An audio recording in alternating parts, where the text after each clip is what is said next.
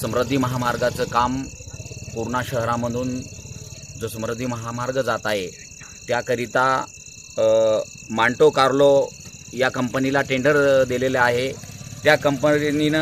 त्या कंपनीच्या अंतर्गत तिरंगा इन्फ्रा या कंपनीने या कामाचं टेंडर घेतलेलं आहे आणि त्या तिरंगा इन्फ्रा कंपनीचं जे कार्यालय आहे ते पूर्णा शहरामध्ये धनगरटाकळी रोडवर या ठिकाणी उभारण्यात आलेलं आहे आणि त्या ठिकाणी एक मोठाल्या कमान उभारण्यात आलेल्या आहेत त्या कंपनीने तिरंगा इन्फ्रानी आणि त्या कमानीवरती ह्या देशाचा जो तिरंगा ध्वज आहे तो तिरंगा ध्वज लावण्यात आलेला आहे आणि त्या तिरंगा ध्वजाची अवस्था ह्या तिरंगा इन्फ्रा नावाच्या कंपनीने इतकी विचित्र करून टाकलेली आहे की तो संपूर्ण तिरंगा ध्वज संपूर्ण फाटलेल्या अवस्थेमध्ये या तिरंगा इन्फ्रा कंपनीची जे कार्यालय आहे त्या कार्यालयासमोर जी कमान उभी आहे त्या ठिकाणी तो ध्वज उभारण्यात आलेला होता। तो पूर्ण फाटलेल्या अवस्थेमध्ये या ठिकाणी उभारण्यात आलेला आहे।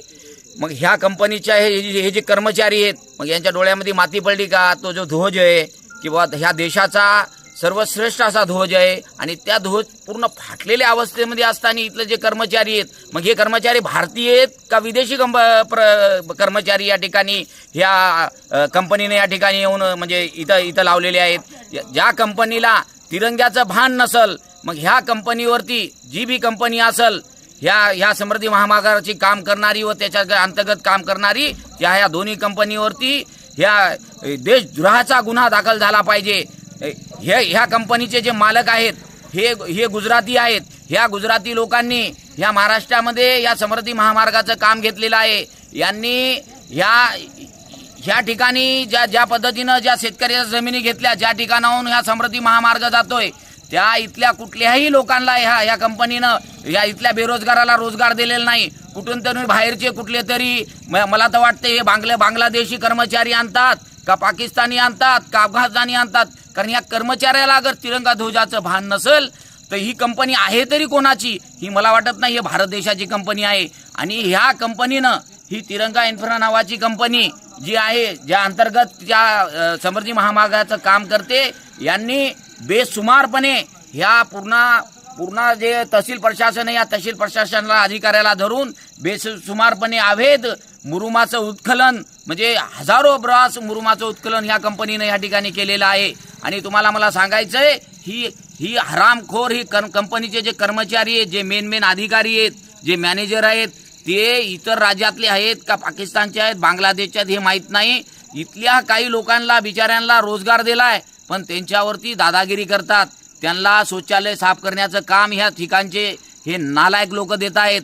म्हणजे एका प्रकारे आपल्या मराठी माणसावरती हे समृद्धी महामार्गाची जी कंपनी आहे जी काम करते ती अन्याय करते।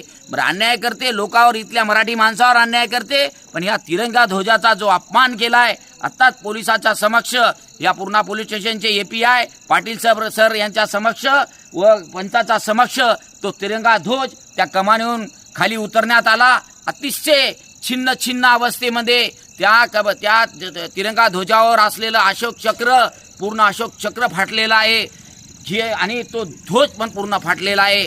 माझी अशी मागणी आहे की ह्या कंपनीचे जे बी मेन इन्चार्ज आहेत मेन बॉस आहेत जे गुत्तेदार आहेत त्याच्यावरती पोलिसांनी गुन्हा दाखल केला पाहिजे। त्याच्यामध्ये साक्षीदार आम्हाला ठेवलं पाहिजे किंवा मग आमची फिर्याद घेतली पाहिजे आणि संबंधित कंपनीवरती गुन्हा दाखल केला पाहिजे अशी मी संपूर्ण पुणेकरांच्या वतीनं ह्या भारत देशाचा एक नागरिक म्हणून मी मागणी करतो।